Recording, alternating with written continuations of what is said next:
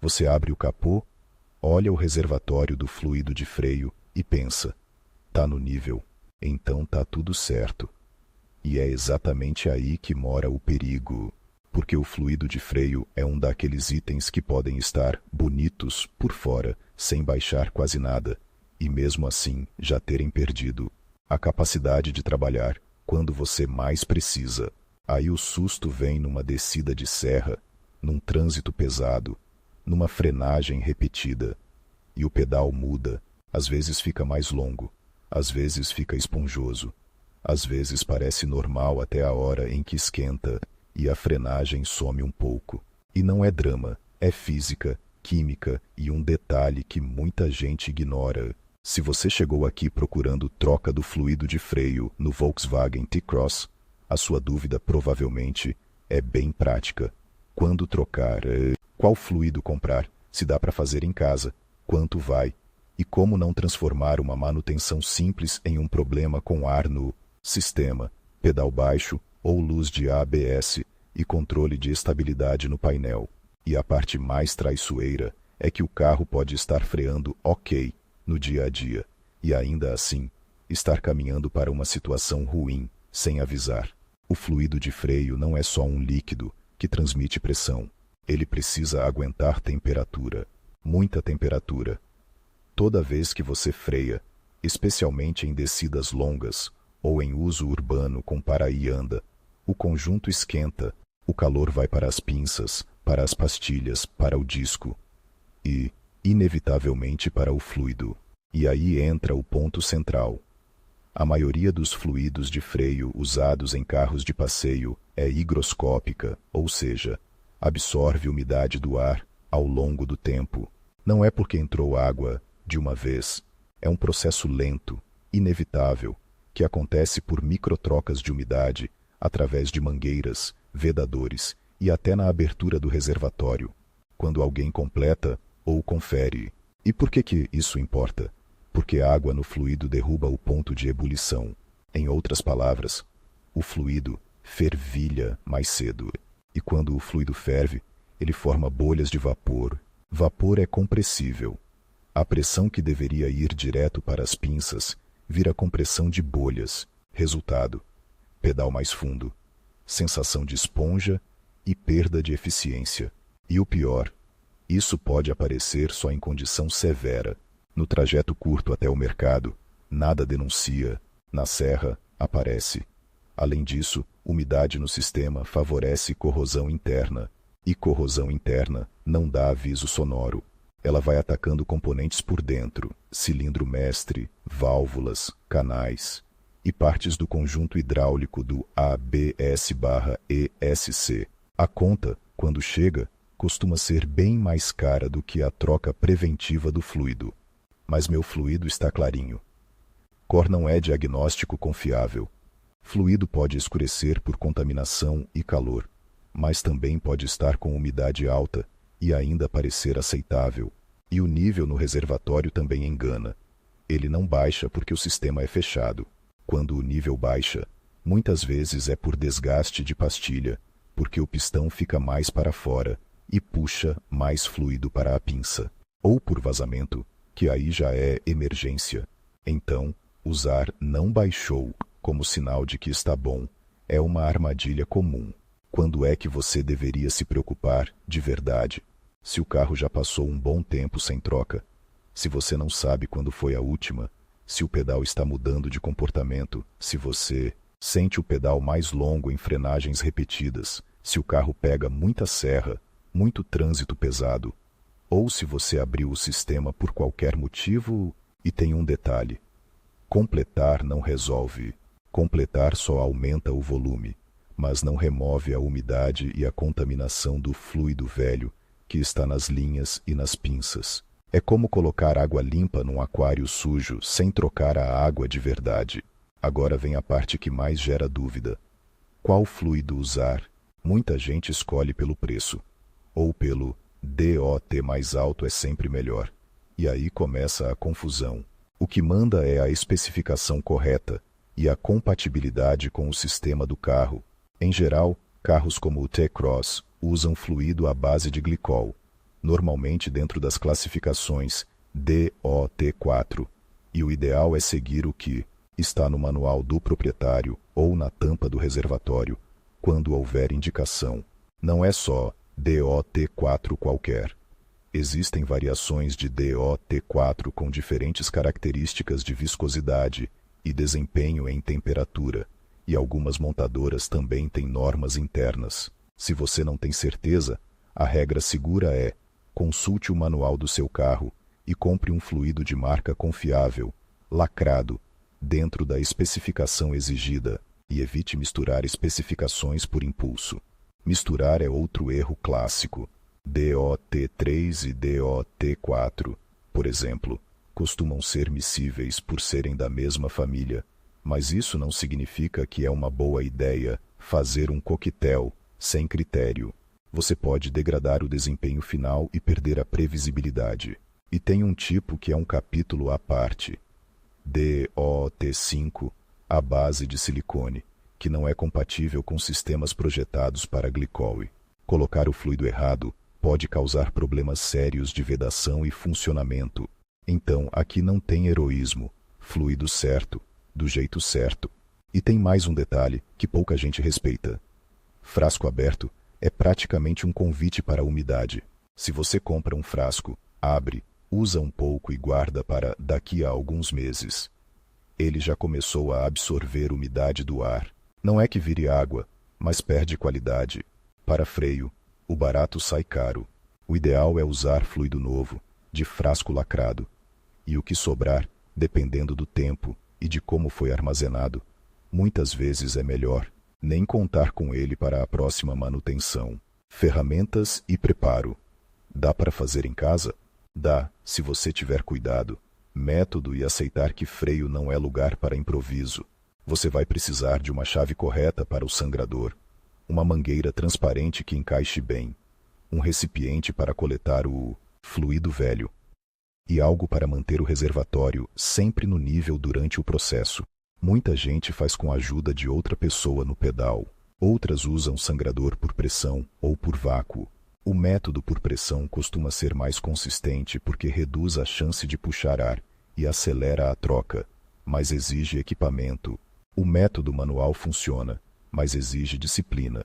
E disciplina aqui significa uma coisa: não deixar o reservatório baixar demais. Esse é o erro que transforma uma troca simples em dor de cabeça. Se o nível cai e entra ar no cilindro mestre, você vai ter pedal esponjoso e pode precisar de mais sangria. Se entrar ar no módulo do ABS, pode complicar ainda mais, porque o ar pode ficar preso em canais internos que nem sempre saem com sangria comum.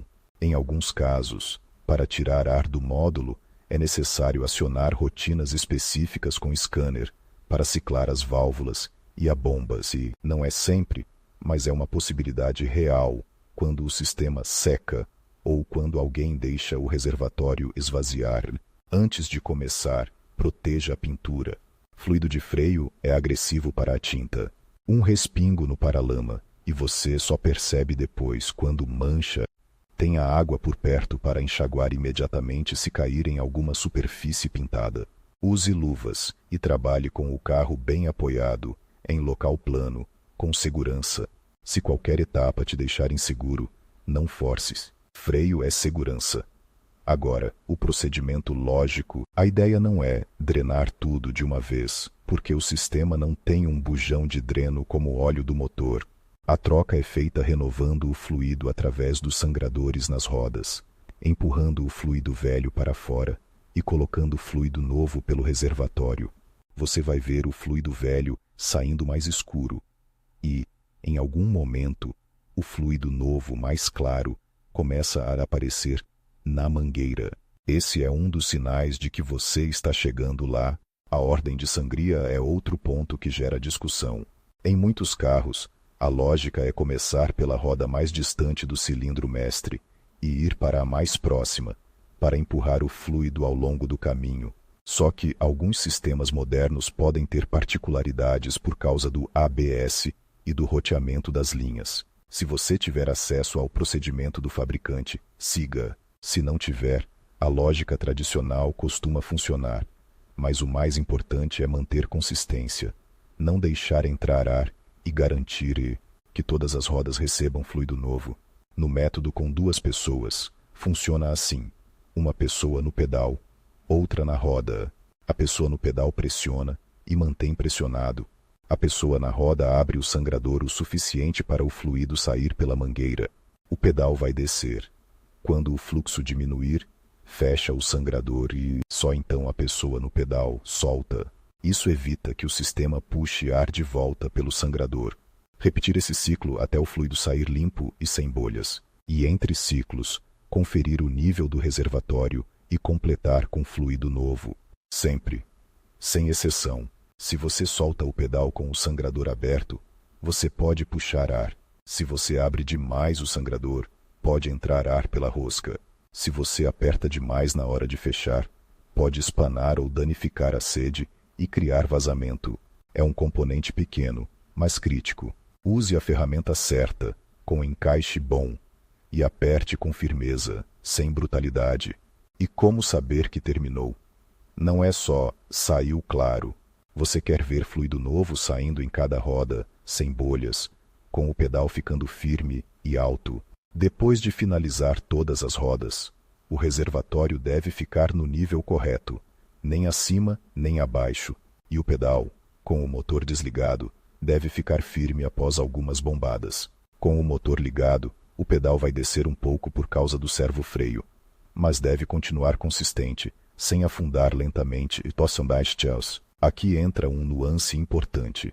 Se o pedal continua esponjoso depois de uma troca bem feita, não assuma que é assim mesmo.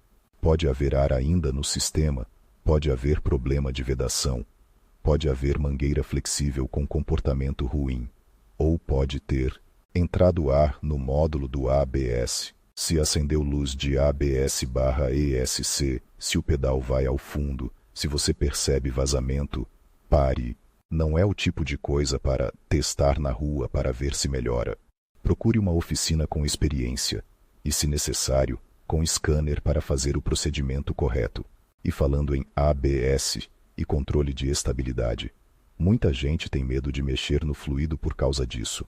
O sistema em si não é frágil, mas ele não perdoa ar. Se você mantém o reservatório sempre cheio e faz a sangria com método, normalmente você não vai criar um problema no ABS. O problema aparece quando o sistema é deixado entrar ar, ou quando alguém tenta acelerar o processo e faz atalhos. Atalho em freio costuma cobrar juros. Outra dúvida comum é quantidade de fluido.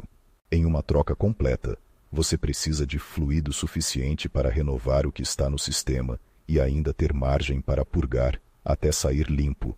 A quantidade exata varia, e eu não vou inventar número porque depende do quanto você vai purgar e do equipamento usado. O que funciona na prática é: compre fluido a mais do que você acha que precisa, mas sempre lacrado e dentro da especificação. Melhor sobrar um pouco do que parar no meio e tentar completar com qualquer coisa. E tem um detalhe que parece pequeno, mas muda tudo. Limpeza na hora de abrir o reservatório. Antes de abrir a tampa, limpe a região ao redor. Poeira e sujeira não podem cair dentro. E não deixe a tampa aberta tomando ar enquanto você conversa ou procura ferramenta. Quanto menos exposição, melhor. Depois da troca, vem a parte que separa manutenção responsável de manutenção apressada. Validação. Primeiro, inspeção visual. Olhe os sangradores. Veja se não há umidade ao redor. Confira o nível no reservatório. Depois, teste de pedal parado. Pressione e segure. Ele não deve ir afundando. Em seguida, um teste de rodagem em local seguro, em baixa velocidade, com frenagens progressivas, nada de sair para a estrada e descobrir lá que o pedal está longo. E nos primeiros dias, vale reabrir o capô e conferir o nível, porque pequenas bolhas podem se acomodar e o nível pode variar um pouco. Se baixar de forma perceptível, não é assentamento, pode ser vazamento. E o fluido velho? Não jogue no ralo, não jogue no chão. É resíduo químico. Armazene no recipiente e descarte em local apropriado, como pontos de coleta ou oficinas que recebam esse tipo de resíduo. Isso também faz parte do serviço bem feito. Agora, vamos falar dos erros que mais vejo e que mais causam aquela sensação de eu mexi e piorou. O primeiro é completar em vez de trocar. O segundo é usar fluido de procedência duvidosa ou o frasco aberto há meses. O terceiro é deixar o reservatório baixar e puxar ar. O quarto é sangrar rápido demais, sem observar bolhas, sem manter o ciclo correto de abre e fechas. O quinto é espanar sangrador por ferramenta errada ou força excessiva. E o sexto é ignorar sinais claros de que algo deu errado. Pedal indo ao fundo, luz no painel, vazamento.